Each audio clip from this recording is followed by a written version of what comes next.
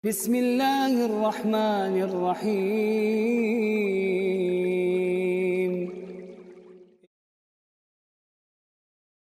Para keluarga muslim yang sama berbahagia, pada episode hari ini insya Allah kita akan membahas dan kita akan mendiskusikan satu tema yang sangat penting, yaitu mawani'us sa'adah fil bait,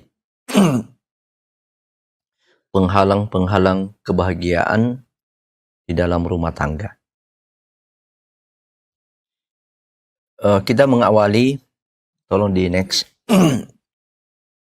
mengawali tema ini dengan satu perkataan dari Syekh Profesor Dr. Nasir bin Sulaiman Al-Umar, hafizahullah ta'ala. Beliau mengatakan, as-sa'adatu matlubun li jami'il bashar. Kebahagiaan itu adalah merupakan tuntutan dari seluruh manusia. Merupakan obsesi dari seluruh manusia tanpa kecuali.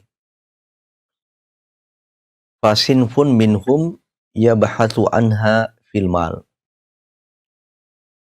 Sebagian dari mereka ada yang mencari kebahagiaan itu pada harta. Wa akhar fi syuhrah. Yang lain ada yang mencari kebahagiaan itu lewat popularitas. Wa thalithun fi syahadat. Dan ada pula yang mencari kebahagiaan itu dengan mengumpulkan banyak syahadah. Mengumpulkan banyak ijazah, sertifikat, dan penghargaan-penghargaan lainnya. Mereka menganggap itulah yang membahagiakan. Karena itu, yang memahami dan meyakini bahwa kebahagiaan itu letaknya pada harta, maka dia kerahkan seluruh waktu dan tenaganya untuk mencari harta yang sebanyak-banyaknya. Bagi mereka yang meyakini kebahagiaan itu ada pada popularitas, maka mereka terus berusaha untuk berprestasi sehingga popularitasnya makin meningkat. Demikian juga orang yang menganggap bahwa kebahagiaan itu ada pada ijazah, ada pada sertifikat dan penghargaan-penghargaan, dia habiskan seluruh usianya untuk mencari hal tersebut di jalur pendidikan-pendidikan formal. Sebab hanya dengan pendidikan formal lah kita bisa meraih ijazah resmi. Walakin hal tarahum atharu ala ma bahathu. Kemudian Syekh Nasir bin Sulaiman Al-Umar mengatakan, namun apakah kalian melihat pengaruh dari apa yang mereka cari itu? Apakah kalian melihat ada pengaruhnya di dalam meraih kebahagiaan? La roiba anna thimmatun, tidak meragukan lagi bahwa di sana ada banyak sejumlah penghalang-penghalang kebahagiaan yang menghalangi akses untuk menuju ke sana, untuk menuju kepada kebahagiaan itu. Ini satu poin penting yang harus kita ketahui. Penghalang-penghalang kebahagiaan ini yang menyebabkan apa yang kita persepsi tadi itu tidak tercapai. Kita menganggap kebahagiaan itu ada pada harta. Tetapi ternyata ada yang menghalangi harta itu bisa membahagiakan.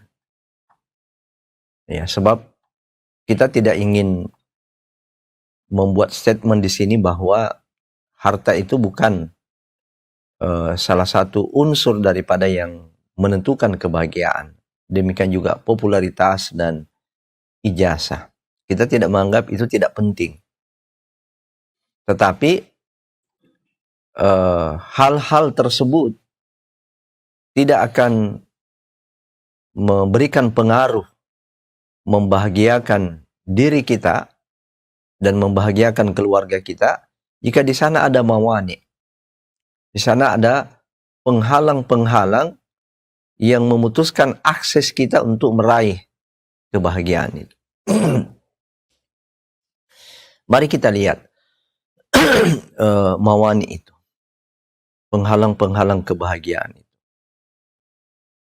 Dan inilah yang harus kita ketahui, serta kita harus berjuang menghilangkan penghalang-penghalang ini. Baik itu dalam skala pribadi, keluarga, ya, maupun masyarakat, bangsa dan negara. Jika penghalang-penghalang ini ada, maka ibarat jembatan yang patah. Ibarat jembatan yang mengalami kerusakan. Kita terhalang. Kita tidak akan sampai ke daratan yang lain. Nah, karena itu kita harus ketahui ini. Terutama kita sebagai keluarga, tidak ada di antara orang yang berkeluarga yang tidak mencita-citakan kebahagiaan. Semua orang yang berkeluarga yang ada di benaknya sesudah penyaluran kebutuhan dan tuntutan biologis pasti di sana menginginkan yang namanya as-sa'adah itu, menginginkan yang namanya kebahagiaan itu. Namun sayang sekali, ternyata kebahagiaan yang dicari di sana ada jembatan yang memutuskan.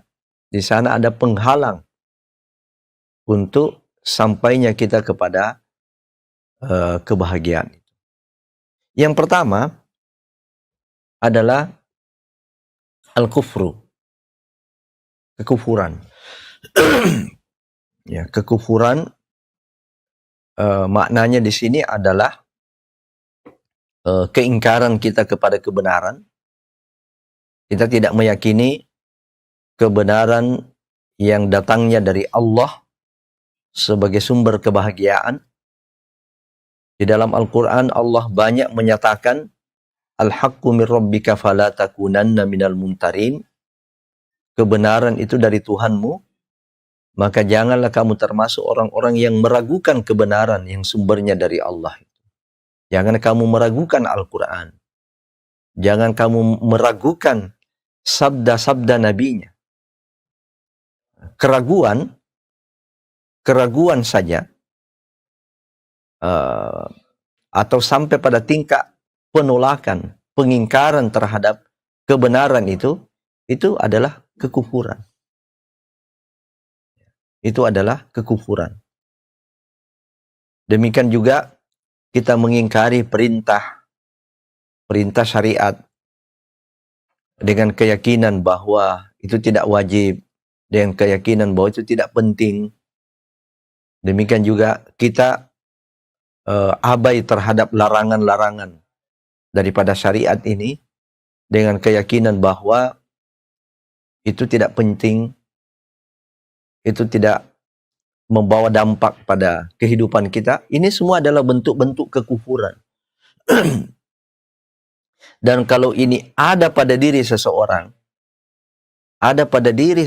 baik dia dalam skala pribadi, dalam skala keluarga, masyarakat, bangsa dan negara, maka Allah Subhanahu wa taala menegaskan dia tidak akan bahagia. Kebahagiaan itu jangan sampai kita ukur dengan yang kita lihat.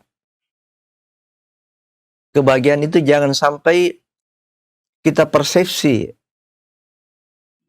apa yang kita lihat dari diri orang itu. Mungkin pakaiannya, penampilannya, rumahnya, kendaraannya. Kebahagiaan itu sesungguhnya letaknya di hati. Kebahagiaan itu dirasakan. Kebahagiaan itu bukan dilihat, tapi dirasakan. Kebahagiaan itu bukan difikirkan, bukan diucapkan, tapi kebahagiaan itu dirasakan. Sehingga orang yang paling valid pernyataannya tentang bahagia adalah dirinya sendiri. Ya, orang yang paling kita bisa percaya tentang bagaimana kebahagiaan itu adalah orang yang merasakannya itu. Nah, ini penting kita jelaskan sebab kadang-kadang kita ini tertipu dengan apa yang kita lihat. Ya, tadi ada orang yang banyak uangnya bahagianya ya. Ya, keluarga kita ini suami dengan pekerjaan yang seperti ini, pekerjaan serabutan, suami yang terkena dampak COVID ini, ya bagaimana kita mau bahagia? Ya, sehingga kita mempersepsi kebahagiaan itu yang kita lihat orang yang banyak uangnya, bahagianya ya, banyak ijazahnya dipasang semua, banyak sertifikatnya dipasang semua di dinding-dinding rumahnya, bahagianya ya, belum tentu. Ya, belum tentu kebahagiaan itu dirasakan. Nah, saya kembali kepada penghalang pertama. Kita bagi mawani penghalang-penghalang kebahagiaan itu ke dalam dua bahagian besar. Ya, ke dalam dua bagian besar, penghalang-penghalang umum dan penghalang-penghalang yang sifatnya khusus. Penghalang umum yang dimaksud ini itu bisa pribadi, bisa person, bisa masyarakat, bisa komunitas, bisa bangsa dan satu negara. Ya, tanpa kecuali, termasuk di dalamnya adalah keluarga.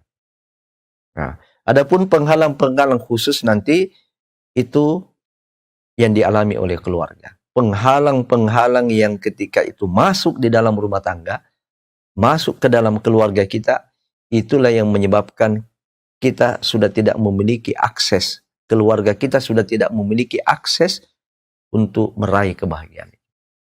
Ya, penghalang umum yang pertama ini adalah kekufuran.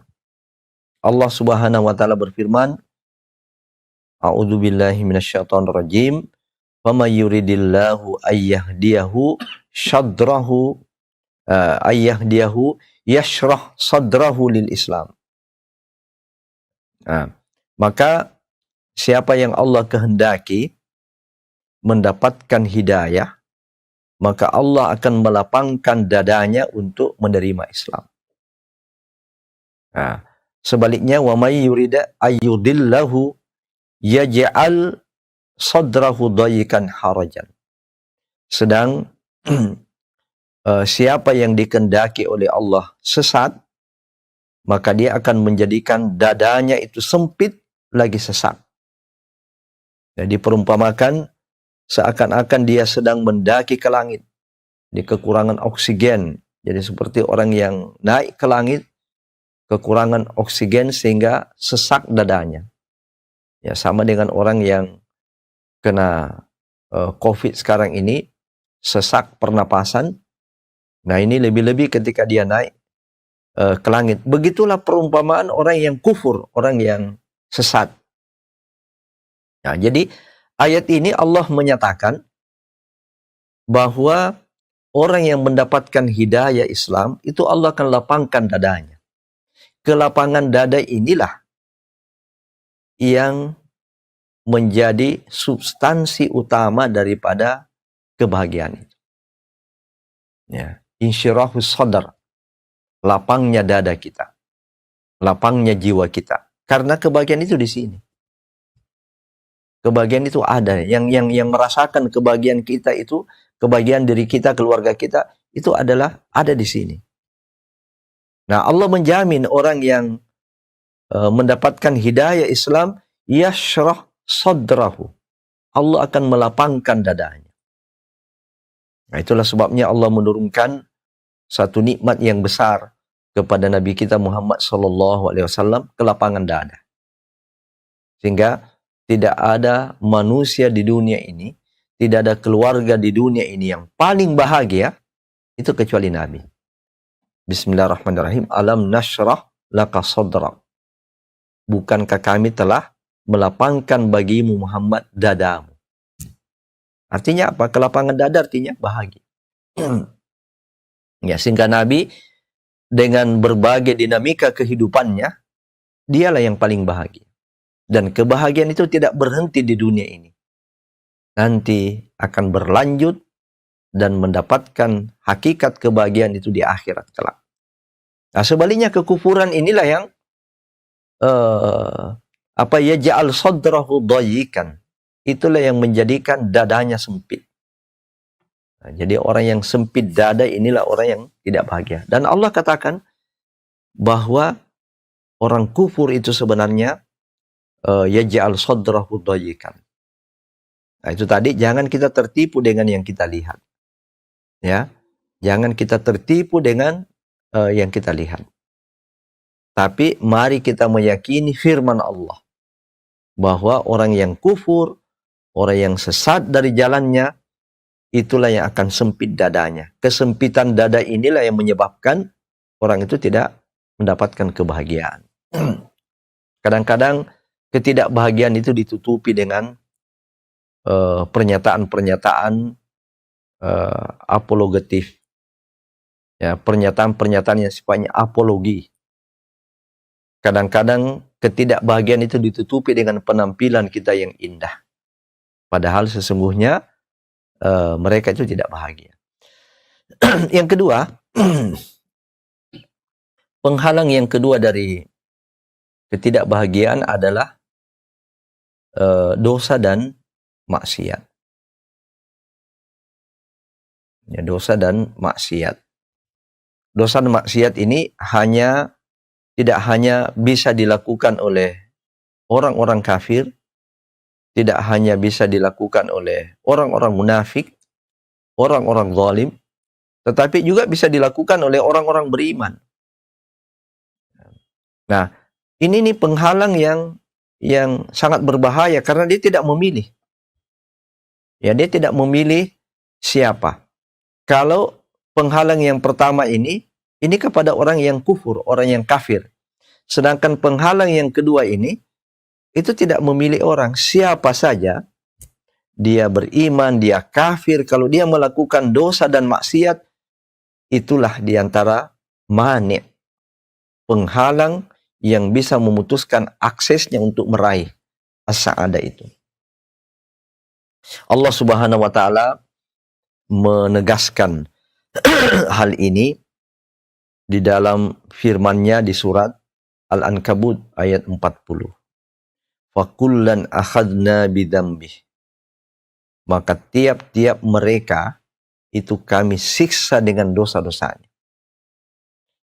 Faminhum man arsalna alaihi hasiban. Di antara mereka ada yang kami binasakan dengan menimpakan kepadanya hujan batu kerikil. Bukan lagi hujan air yang turun dari langit, tapi yang turun dari langit itu adalah batu kerikil. Ya, kita bisa bayangkan bagaimana kira-kira kalau hujan yang jatuh ke bumi ini adalah batu kerikil. Air saja sudah bisa menelan korban kalau dalam jumlah yang besar. Ini batu kerikil. Nah, dan Allah pernah membinasakan satu kaum itu dengan mendatangkan hujan batu kerikil. Demikian juga minhum man akhadathu as-sayhah. Ada di antara mereka yang kami binasakan dengan mendatangkan suara yang menggelegak. Suara yang bisa memecahkan gendang-gendang telinga. Sehingga dengan pecahnya gendang telinga itulah yang menjadi penyebab kematian dan kebinasaan. Wa minhum man khasafna bihil ardh. Di antara mereka ada juga yang kami benamkan ke dalam bumi. Mungkin ini yang disebut dengan likuifaksi. Ada yang kami benamkan ke dalam bumi. Ya, tanah longsor atau tanah ini yang berputar-putar seperti yang pernah terjadi di negeri kita ini, berputar-putar kemudian menenggelamkan, menelan manusia masuk ke dalam bumi. Itu sudah pernah terjadi pada umat terdahulu. Wa minhum man aghraqna. Dan ada juga orang yang kami binasakan dengan kami tenggelamkan di lautan. Itulah Fir'aun dengan pengikut-pengikutnya. Allah mengawali ayat ini, fakullan akhadna bidzambi. Tiap-tiap mereka itu kami binasakan karena apa? Karena dosa. Ya, jadi dosa inilah yang bisa menjadi penyebab terangkatnya kebahagiaan pada diri kita. Terangkatnya kebahagiaan di dalam rumah tangga kita. Karena itu pastikan, kalau kita ingin betul-betul bahagia, pastikan di dalam rumah tangga kita tidak ada yang kita rawat dosa. Tidak ada benda-benda yang dipajang saja sudah berdosa. Tidak ada barang-barang yang dilarang oleh Allah Subhanahu wa taala dalam rumah kita. Demikian juga kita tidak mendatangkan sumber untuk beli ini dan itu. Itu dari jalur yang haram. Dari cara yang haram. Kita mendapatkannya dari hasil riba. Kita belikan kebutuhan sehari-hari anggota keluarga kita dari hasil riba, dari hasil penipuan. Menipu lewat SMS, menipu lewat WhatsApp, menipu lewat media sosial, bahkan masuk ke dalam grup-grup. Menipu mengatasnamakan anggota grup, lalu kemudian ternyata bukan anggota grup yang meminta ditransferkan dana. Itu adalah merupakan sumber pendapatan yang menghilangkan kebahagiaan, menghilangkan berkah di dalam rumah tangga kita.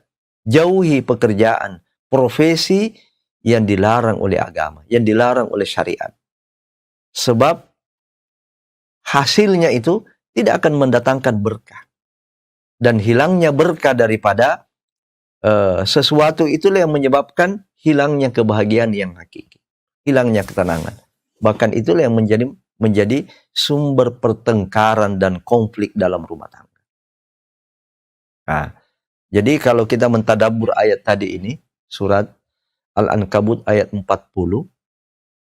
kalau umat yang besar saja Allah mampu binasakan, nah ini umatnya Nuh, umatnya Lut, ya umatnya Fir'aun, ya mereka saja ini adalah umat yang besar, yang jumlahnya besar, mampu dibinasakan oleh Allah Subhanahu wa taala dengan dosa, apalagi keluarga. Ya, keluarga sih berapa rata-rata kita ini? Ya keluarga satu istri, satu suami, kemudian dengan anak 5 orang. Berapa sih itu? Satu rumah berapa sih? Ya, sedangkan umat saja yang merupakan gabungan beberapa negara, gabungan beberapa rumah, itu Allah binasakan dengan dosa, apalagi kalau hanya keluarga yang jumlahnya kecil. Maka seorang sahabat pernah berkata, "Ma nuzzila bala'un illa bidzambin, wala rufi'a bala'un illa bitaubah."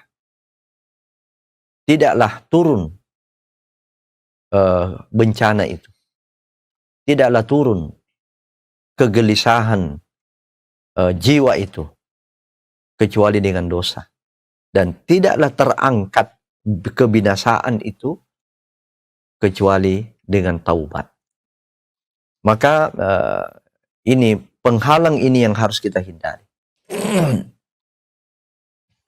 Yang ketiga adalah hasad. Ya, hasad atau iri. Ya, hasad, cemburu atau iri. Nah, jadi penyebab hilangnya kebahagiaan pada diri seseorang itu adalah punya sifat ini. punya sifat iri, punya sifat dengki, hasad. Ya. Di dalam kitab Subulus Salam pernah dikatakan, al-hasadu la yakunu illa ala nikmatin. Hasad itu, iri itu tidak akan terjadi kecuali terhadap nikmat. Jadi munculnya hasad, munculnya sifat iri itu karena ada nikmat. Teman kantor naik golongan, naik pangkat, naik posisi. Tetangga beli mobil. Belum selesai beli mobil, renovasi rumah. Jadikan lantai 2 dengan perabot-perabot, dengan material yang mewah. Ini ada nikmat. Kalau kita tidak senang orang lain mendapatkan nikmat, kita tidak redha orang lain mendapatkan nikmat, itulah yang disebut dengan iri. Ya. Jadi iri itu muncul ketika ada nikmat. Jadi kadang-kadang ada anggota keluarga yang istrinya iri. Kenapa? Ya, karena istri tetangga banyak emasnya. Kalau pergi arisan, wah dipasang semua. Ya, pasang ini di leher, pasang di jari-jari. Ya, bahkan ada juga yang pasang di kaki. Ya, dia iri. Ya, dan itu biasanya kadang-kadang kita rasakan dengan pandangannya. Jadi ada namanya juga ainun hasad, itu bahaya juga ya. So, ini bisa mendatangkan penyakit bagi orang lain. Kalau pandangannya itu adalah pandangan iri, itu setan bisa nyelonong di situ. Bisa orang kena penyakit ain. Ya, ainun hasad. Ya, dia seseorang tertimpa penyakit ain itu karena hasadnya seseorang itu. Itu bisa dilihat dari matanya yang agak lain, memandang, ya, melihat-lihat, melirik-lirik, melirik kita punya emas, ya, melirik-lirik kita punya mobil, ya. Nah, ini hasad. Orang yang begini dia tidak akan bahagia. Ya, sebab hatinya yang merupakan tempat kebahagiaan itu sudah dirusak oleh hasad. Sudah dikuasai oleh hasad. Allah Subhanahu wa taala berfirman dalam surat An-Nisa ayat 54. Am yahsudunan nasa ala ma atahumullahu min fadlih. Apakah mereka itu dengki kepada orang yang Allah telah anugerahkan kepada mereka karunia-Nya? Nah, jadi ada 2 pesan inti di sini di dalam ayat ini. Bahwa kedengkian itu muncul, iri itu muncul ketika orang lain mendapatkan fadlullah, keutamaan, nikmat dari Allah Subhanahu wa taala. Pesan yang kedua dari ayat ini, tidak pantas orang itu dengki. Ya, kenapa? Sebab setiap kita ini masing-masing sudah ada rezekinya. Ya, setiap kita ini masing-masing sudah ada rezekinya. Dan ingat, tidak akan mati seorang manusia, tidak akan mati seorang hamba, termasuk tidak akan meninggal, tidak akan mati seekor hewan, kecuali Allah sudah berikan semua rezekinya. Artinya apa? Setiap makhluk hidup, baik itu manusia maupun binatang, itu Allah sudah tetapkan rezekinya. Sudah ada kuota rezekinya. Sudah ada kuota rezekinya. Dan itu dia akan peroleh, dia akan dapatkan semua kuotanya itu sebelum dia meninggal. Nah, jadi sekalipun dia iri, dia hasad, nikmat itu tidak akan otomatis beralih kepada dia. Ya, sekalipun dia iri, itu tidak otomatis nikmat itu akan beralih kepada dia. Misalnya seorang istri dari tetangga iri kepada kita beli mobil. Apakah sesudah dia iri bisa juga beli mobil? Belum tentu. Belum tentu. Ya. Nah, seorang anggota keluarga yang iri tetangga yang renovasi rumahnya. Ya, dulu hanya rumah gubuk-gubuk, kemudian ini direnovasi menjadi rumah yang mewah. Ya, dia iri, apakah irinya itu juga dia bisa renovasi rumahnya sesudah itu? Nah, kalau ada yang terjadi seperti ini yang disebut dengan ghibtah. Nah, ini yang disebut dengan iri yang positif. Ya, jadi al-hasad al-mahmud. Ada iri yang baik namanya ghibtah. Nah, artinya kita tidak benci, ya, kita tetap redha dengan orang yang mendapatkan nikmat itu. Kita tidak benci kepada orang yang mendapatkannya, tetapi itu kita jadikan sebagai motivasi, sebagai pemicu kepada kita juga untuk mendapatkannya. Nah, tetapi apabila kita tidak redha nikmat itu diberikan kepada seseorang, malah kita sakit hati, inilah yang menyebabkan kebahagiaan itu hilang. Jadi jangan harap orang yang di dalam dadanya bercokol penyakit iri dan dengki ini, itu akan bahagia. Ya, jangan harap. Itu sudah penegasan Allah Subhanahu wa Ta'ala. Baik, kita pindah pada poin yang keempat. Apa manik penghalang untuk meraih kebahagiaan, yaitu suka marah. Ya, orang yang temperamental, orang yang emosional, orang yang baper, kemudian ditambah lagi dengan emosi yang tidak mampu dikendalikan. Nah, sifat marah ini juga yang bisa menghilangkan kebahagiaan kita. Nah, jadi sebuah keluarga yang dibangun dan selalu membudaya di dalamnya kemarahan silih berganti marah. Hari ini yang mulai marah istri, besok suami lagi yang marah. Ya, kalau bergantian marah tidak dilayani tidak masalah. Ya, tapi yang menjadi pemicu yang memulai marah hari ini suami, besok istri bertengkar. Ya, istri marah, ya suami tidak terima bertengkar. Besok suami lagi yang marah, istri tidak terima, bertengkar lagi. Nah, bagaimana keluarga mau bahagia yang seperti ini? Ya, sementara di sana dia mendapatkan bandingan yang jauh berbeda, ya, dengan istri yang ada di rumah. Di kantor ada yang selalu mengatakan, bagaimana kabar Pak? Bagaimana kesehatan Pak?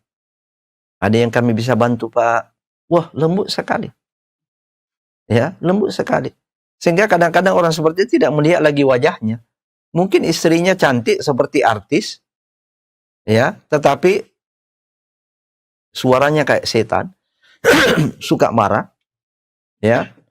Itu tidak mendatangkan kebahagiaan dibandingkan dengan mungkin ada pelayan-pelayan kantor yang wajahnya tidak cantik, tetapi suaranya lemah lembut.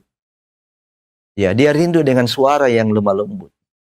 Kenapa? Karena suara yang selalu didengar setiap hari di dalam rumah itu adalah suara kemarahan, suara teriakan. Tidak ada penghargaan, tidak ada apresiasi. Nah, pantaslah kalau Allah Subhanahu wa Ta'ala menyebutkan bahwa ciri-ciri penghuni surga itu adalah orang-orang yang mampu mengendalikan marahnya. Walladzina idza anfaqu lam, di dalam al-wasari ila maghfiratin min rabbikum wa jannatin arduhas samawati wal ard uiddat lil muttaqin. Dalam surah Al-Imran ayat 133 dan 134. Bersegeralah kalian kepada surga dan ampunan Tuhanmu, yang surga itu luasnya seluas langit dan bumi. Diperuntukkan kepada orang yang bertakwa. Siapa orang yang bertakwa itu? Alladzina yunfikuna fis sarra'i wad dharra, orang-orang yang membelanjakan, menginfakkan hartanya dalam keadaan lapang maupun sempit. Wal kadhiminal ghaidha wal 'afina 'anil nas. Mampu mengendalikan marahnya dan bersifat pemaaf terhadap orang lain. Nah, inilah penghalang yang keempat. Kemudian kita masuk pada penghalang yang kelima. Sifat pesimis. Lawan daripada sifat optimis. Ini kenyataan. Ini adalah realitas. Bahwa orang-orang yang bisa berkarya, bisa berbuat, bisa berprestasi, itu adalah orang-orang yang memiliki sifat optimisme. Sedangkan orang-orang yang statis, orang-orang yang tidak mengalami perkembangan, bahkan bisa jatuh dan menjatuhkan keluarga, itu karena sifat pesimis. Ya, pesimis, tidak optimis. Ya, bagaimana itu sifat pesimisme itu? Ya, sifat pesimisme itu pertama cirinya adalah negative thinking.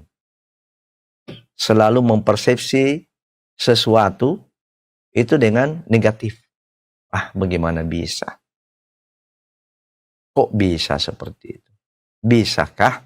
Ya. Jadi pertanyaan-pertanyaan yang meragukan. Jangan-jangan. Ya. Jangan-jangan nanti gini. Ya. Jadi negatif thinking.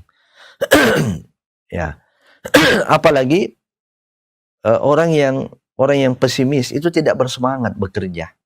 Tidak bersemangat berusaha. Ya, kenapa? Karena sifat ini telah mengungkung otaknya, telah mengungkung pemikirannya. Ya, sehingga selalu mempersepsi negatif. Ya, paling nanti begini lagi ujungnya itu. Ya. Agama kita ini adalah agama yang memerangi sifat pesimisme ini. Ya, bahkan agama kita mengharamkan ada namanya at-tiyarah, mendengar suara-suara burung lalu kemudian kita menafsirkan sial.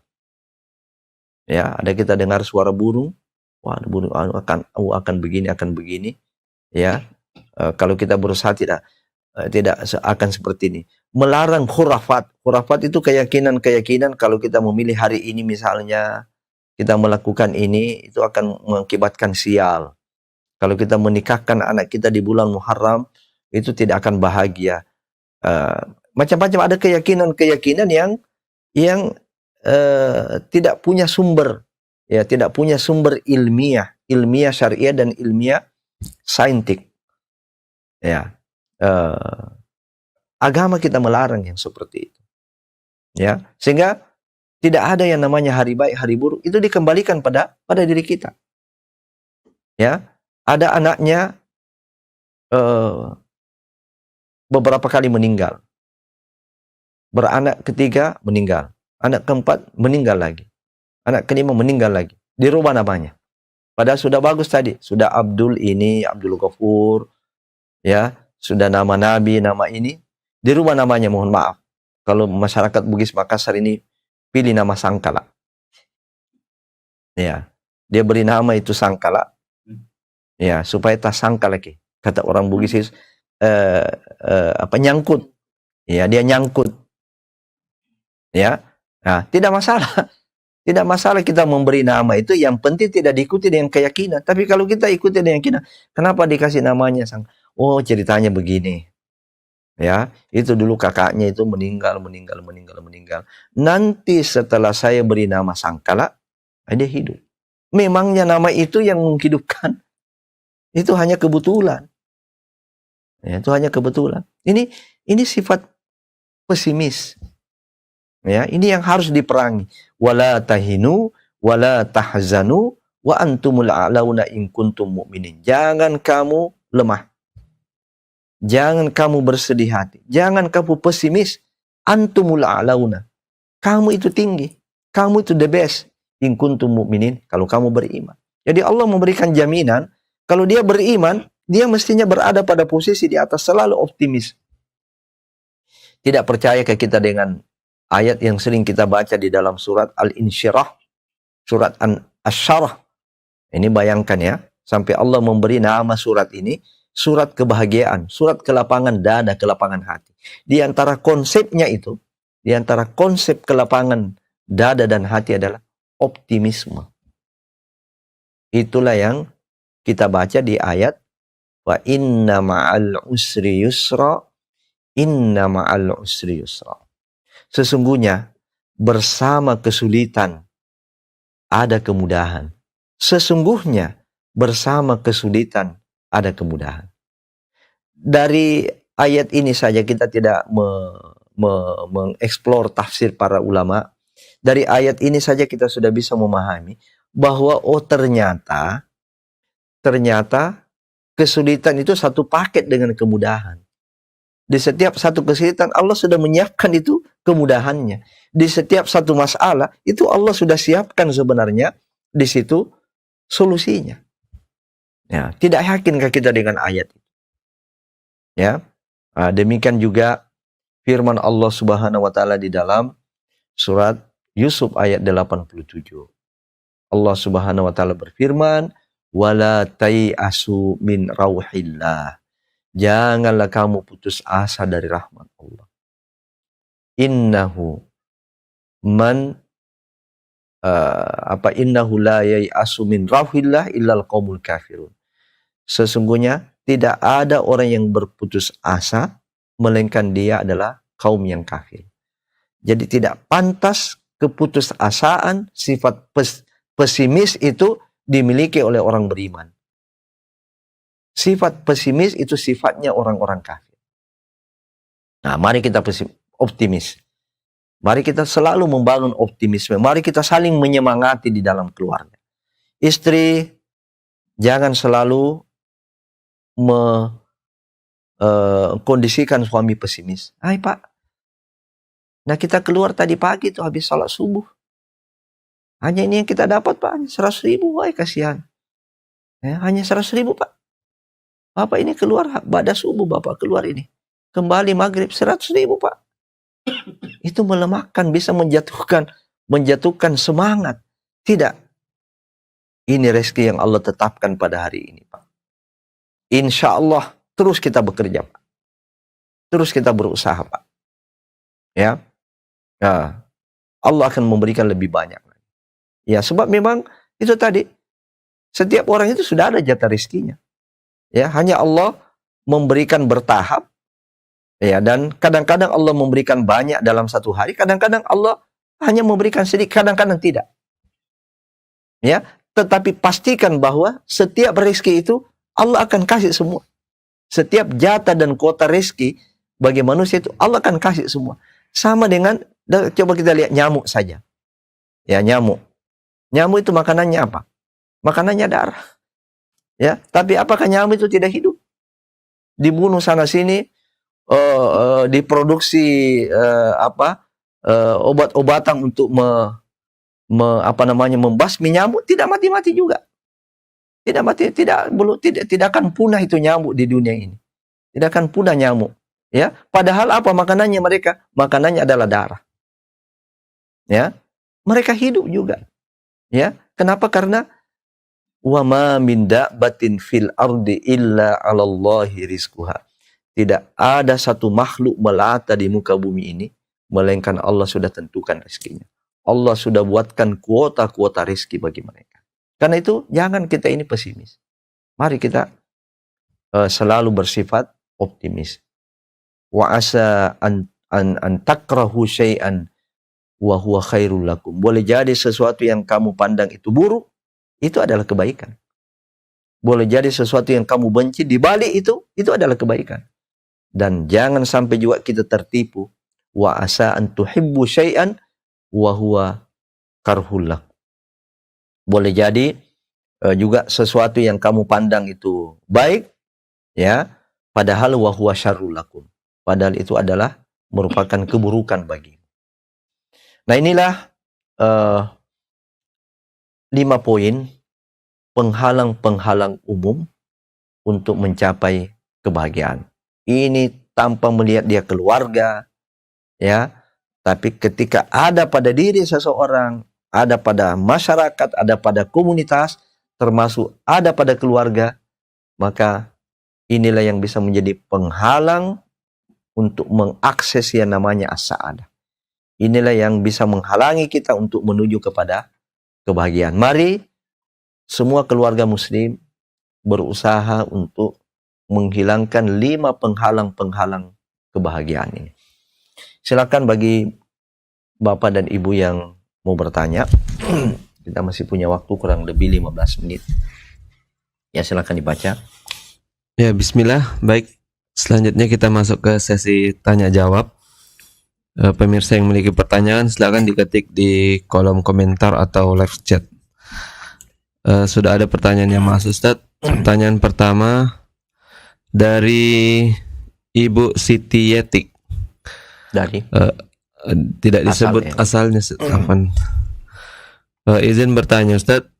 Maksiat dan dosa merupakan penghalang kebahagiaan keluarga.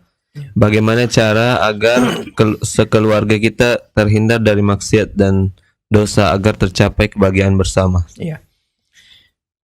Jadi bertanya saja itu sudah menunjukkan adanya kesadaran dan adanya kemauan. Jadi kesadaran dan kemauan dulu untuk kita menjauhi dosa. Walaupun kita tahu itu dosa, itu maksiat, kalau kita tidak memiliki kesadaran, kesadaran ini melahirkan keinginan, kemauan, setumpu apapun ilmunya, itu tidak akan bermanfaat. Nah, karena itu bangun kesadaran dan bangun kemauan. Kesadaran itu salah satu diantaranya adalah kita belajar. Jadi poin-poin yang kita sampaikan tadi ini mudah-mudahan kita pahami dan membentuk satu kesadaran. Kesadaran inilah diharapkan untuk melahirkan kemauan. Jadi kemauan masih ada lagi di atasnya. Tekad. Ya, masih ada di atas. Tekad. Tekad itu tidak lagi yang bisa menghalangi kita. Yang menghalangi itu hanya takdir Allah, kekuasaan Allah. Ya, tetapi Allah sudah nilai. Kalau ada orang yang berniat untuk melepaskan dirinya dari maksiat, dari jeratan riba misalnya, dari jeratan penyelewengan selama ini, ya korupsi misalnya, kemudian dia belum berhasil keluar dari situ, tapi dia sudah punya tekad, itu Allah sudah nilai. Ya, Allah sudah menilai membebaskan dia dari dosanya. Ya, sebab agama kita ini luar biasa ya, syariat kita ini luar biasa. Kalau kebaikan baru berniat saja, misalnya tidak jadi dikerjakan, itu sudah dapat pahala. Tetapi dosa ini, walaupun kita sudah berniat, tetapi tidak jadi dikerjakan, itu tidak dianggap dosa. Ya, nah, tentu sebaliknya, kita ini kan berniat baik, menjauhi dosa. Ya, kita sudah punya tekad, tekad sekali lagi dia di atasnya kemauan. Kita sudah punya tekad, maka insya Allah itu sudah dinilai satu kebaikan. Ya, apalagi kalau kita berhasil keluar dari itu. Yang kedua adalah cari lingkungan pergaulan yang menjadikan kita kondusif, tidak melakukan dosa dan maksiat. Jauhi lingkungan, komunitas, pergaulan yang menarik kita dan mengkondisikan kita untuk berbuat dosa, ya, berbuat maksiat. Ya, sebab pergaulan itu diberatkan oleh Rasulullah SAW seperti bergaul dengan penjual minyak wangi dan bergaul dengan tukang las. Bergaul dengan penjual minyak wangi, inilah pergaulan yang baik. Inilah al-jalisus saleh, pergaulan dengan orang-orang saleh.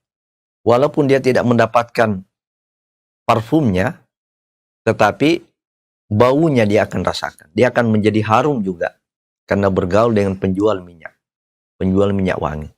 Tetapi tukang las, ya, walaupun tidak terbakar bajunya, ya, tidak kena percikan-percikan api daripada las itu, akan berbau busuk. Sebab bahan-bahan yang digunakan untuk mengelas itu umumnya busuk. Nah, maka jaga pergaulan. Yang ketiga adalah baiknya keluarga kita ini berada di dalam majelis ilmu, majelis ta'lim, yang betul-betul mempelajari Quran, mempelajari hadis. Bukan hanya mempelajari omongan-omongan orang. Bukan hanya mempelajari membahas celotehan-celotehan orang. Ya, dari awal sampai akhir itu hanya cerita-cerita saja, cerita-cerita yang tidak ada tuntunan hidayah di dalamnya. Ya. Ini kita tidak inginkan majelis-majelis ibu-ibu ya yang hanya gosip-gosip saja. Pengajian itu hanya dijadikan sebagai formalitas saja. Ya, tapi di baliknya itu sebenarnya adalah ajang untuk gosip-gosip, ajang untuk pamer-pameran baju, pamer-pamer perhiasan. Ya, tetapi inti sebenarnya pengajian itu bukan itu. Nah, ini yang kita cari adalah majelis-majelis yang betul-betul bersungguh-sungguh belajar mengaji. Sesudah itu belajar memahami artinya, bagaimana cara mengamalkannya. Insya Allah, dengan cara seperti ini, kita akan terhindar dari dosa dan maksiat itu. Tidak ada orang yang lepas dari dosa dan maksiat, tetapi orang yang terbaik dalam hal ini adalah bertaubat. Ya. Ya baik. Pertanyaan selanjutnya, Ustaz, dari Ibu Terry Uvi. Afwan Ustaz, apakah ada batasan-batasan cemburu yang wajar? Saya sangat mudah cemburu ketika suami berinteraksi dengan perempuan lain, apapun urusannya, Ustaz. Mohon solusinya. Batasan utama adalah apakah ada pelanggaran syar'i di situ? Apakah ada pelanggaran agama? Nah, sepanjang tidak ada pelanggaran agama dari sisi perbuatan dan dari sisi perkataan, tidak usah kita cemburu. Ya, itu cemburu yang tidak benar itu. Apa istilahnya orang cemburu buta. Ya. Jadi tidak ada pelanggaran syariat. Ya. Apa di antara pelanggaran syariat kalau itu perkataan? Sudah mengucapkan kata-kata yang hanya pantas diucapkan kepada pasangan, kepada istri. Kok dengan istri itu tidak? Sayang, I love you, ya, memberikan penghargaan simbol-simbol emosi yang menunjukkan senang, cinta, sayang. Tidak pantas itu. Itu sudah bagian daripada pelanggaran syar'i. Ini hanya pantas diberikan kepada istri. Sayang, my love, ya, cantik, ya. Itu pelanggaran syar'i. Kalau seperti ini cemburu, bahkan harus bernasihat. Pak, ini beberapa kata-kata yang Bapak ucapkan, apakah kira-kira ini pantas kepada orang lain, tidak kepada istri? Tepatnya dia di mana ini? Istri atau kepada orang lain? So, ada satu kaidah yang selalu dan sering kita ulang-ulangi. Kebaikan seorang suami, kebaikan seorang istri, siapa yang paling berhak merasakannya adalah orang-orang yang dekat dengannya. Jangan orang-orang yang jauh dari dia merasakan kebaikan-kebaikannya, sementara orang-orang yang dekat dengan dia tidak merasakan itu. Katanya orang luar, Bapak itu pemurah, Bapak itu dermawan. Kok kenapa istrinya tidak merasakan itu, bahwa Bapak itu pemurah, Bapak dermawan? Ternyata kenyataannya di dalam keluarga, Bapak itu kikir.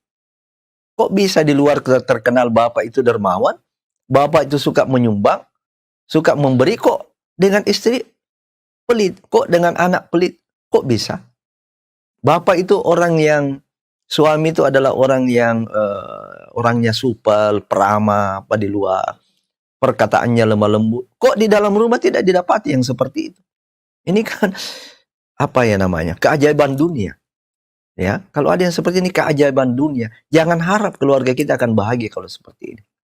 Nah, kemudian perbuatan yang melanggar syar'i, berduaan, ikhtilat, ya, kita pernah melihat dia berduaan di tempat tertentu, ya, atau berkomunikasi ya, ambil sudut-sudut rumah, ambil sudut-sudut pekarangan, ambil tempat yang tersembunyi, lalu kemudian keluarlah di situ pernyataan-pernyataan yang tidak pantas ya diucapkan kepada orang lain, hanya kepada istri saja. Di sini kita bisa cemburu. Sepanjang tidak melanggar syariat, yakinkan saja ibu, yakinkan saja tidak apa-apa. Ya, dia berjalan normal saja. Ya. Jadi rambu ini rambu yang paling utama, batasan yang paling utama ketika ada pelanggaran syar'i. Nah, gitu, Bu. Ya. Ya, baik. Pertanyaan selanjutnya, dan mungkin ini pertanyaan terakhir, Ustaz. Ya. Masih banyak pertanyaan yang masuk, tapi karena waktu yang terbatas, kita cukupkan. Pertanyaan ini dari dua penanya yang mirip pertanyaannya, dari Bapak Jaya Saputra dan Ibu Diah di Jawa Timur. Intinya, bagaimana cara menjaga hati agar tidak mudah hasad, Ustaz, dan lebih banyak bersyukur atas nikmat yang sudah Allah berikan kepada kita. Ya, ini pertanyaan yang sangat bagus. Bagaimana kita menjaga hati kita agar kita tidak hasad dengan orang yang mendapatkan nikmat. Yang pertama, yakini bahwa setiap kita ini masing-masing ada rezekinya. Dan Allah tidak berikan itu kecuali dengan kehendaknya. Ya. Jadi setiap kita ini masing-masing punya rezeki. Yang kedua yang perlu kita ingat, kalau orang lain mendapatkan nikmat, siapa yang beri? Siapa yang beri nikmat itu? Yang berikan nikmat itu kan Allah. Yang lainnya itu kan hanya sebab dia bekerja, dia berusaha atau apalah ya. Kan rezeki itu kan tidak turun dari langit seperti hujan turun dari langit. Ya, seperti orang yang membuang sesuatu dari langit. Tentu kita menempuh sebab-sebab untuk mendapatkan itu. Ingat bahwa bukan sebab itu yang mendatangkan rezeki, tetapi sumber rezeki itu dari Allah Subhanahu wa taala. Nah, sehingga perlu kita ingat bahwa yang memberi itu Allah. Ketika kita iri, ketika kita dengki, itu sama halnya dengan kita menggugat Allah. Kenapa ya Allah kau berikan itu? Ya, kenapa Allah kau berikan, kenapa tidak diberikan kepada saya? Ya. Nah, ini cara yang kedua. Hati-hati kalau kita mendengki orang, di sana ada pesan yang bersayap, seolah-olah kita ini menggugat Allah. Kenapa dia diberi? Kenapa bukan saya? Nah, makanya di ayat Al-Quran tadi, am yahsudunan nasa ala ma atahum min fadlih. Apakah mereka dengki, iri kepada orang-orang yang Allah telah berikan karunia kepada mereka? Allah yang berikan karunia. Ya. Yang ketiga adalah mari kita terbiasa mengucapkan selamat. Mari kita terbiasa mengucapkan selamat kepada orang yang mendapatkan nikmat. Nah, di dalam ajaran Islam kita ini ada namanya tahniah kepada orang yang mendapatkan nikmat, dan ada namanya takziah kepada orang yang tertimpa musibah. Kepada orang yang mendapatkan nikmat jangan kita takziah. Ya. Dia dapat ini, innalillahi wa inna ilaihi raji'un. Ya. Ya, dia dapat ini, saya sedih. Ya. Itu salah tempat. Ya, kita mengatakan saya turut gembira. Ya. Saya syukur, Bu. Masya Allah. Mobil baru, Bu. Ya, mungkin bisa juga nebeng-nebeng sekali-sekali, Bu, ya. Ya, bisa sekali-sekali dipinjam, Bu. Ya, kita bersyukur. Alhamdulillah tetangga kita. Ya, kalau tetangga kita ini kan ya dianjurkan apa untuk kita berbuat baik kepada tetangga. Ya, untuk saling tolong-menolong dengan tetangga. Nah, jadi kita sedapat mungkin kita berusaha untuk memberikan ucapan selamat kepadanya. Nah, melahirkan itu ada ucapan selamat, doakan. Meraih prestasi suami tetangga, kita ucapkan selamat. Kita dorong kita punya suami, jangan istri kita ya. Nanti kan bisa menimbulkan kecurigaan itu. Suami coba diucapkan selamat itu Pak. Ya, Pak itu naik pangkatnya itu. naik jabatannya, ucapkan selamat Pak. Ya, kalau perlu kita sama-sama. Ya, kita perlu sama-sama datang, mendatangi rumahnya dan kita turut menyatakan kesyukuran, kegembiraan atas nikmat. Inilah cara agar hati kita ini lapang. Ya, jangan justru begitu. Baru kita dengar baru suara-suara burung. Baru suara-suara burung. Mau beli mobil. Wah, sudah mulai dibuang mukanya. Bilang, Bapak itu mau ganti mobilnya itu?